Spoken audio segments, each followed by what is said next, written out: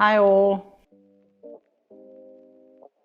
and it is only coffee. Today I'd like to speak about tenant dangers. The dangers of leasing your property to a tenant who is a company or a CC or a trust.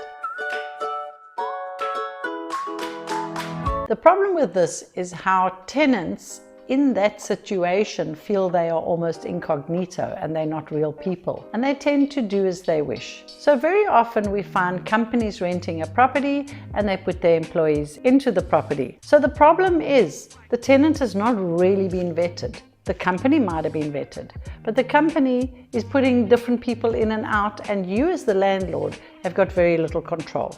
So you do need to mitigate this and watch in your lease. Ask for the agreement that the company has done with the tenant. Take a higher deposit. Ensure that the tenant is signing the rules of the complex or the rules of the house. Ensure that the tenant agrees any fines will be for their account. Ensure that the tenant agrees to all the terms and conditions of the lease, and you could ask them to sign the lease as well. That way you are ensuring that the tenant will be a better tenant in this rental. I had the situation yesterday with one of my investors calling me to say that he has a property and next door a company has rented a property.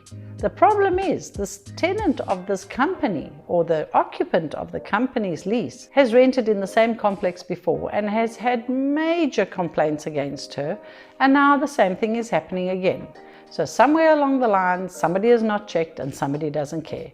And at the end of the day, this just does not make for a good agreement with your landlord. And of course, the only way that you really can monitor this situation is to ensure that somewhere along the line, this will hit the occupant's pocket. Ultimately, that is the only way you will control someone in this situation. Happy investing.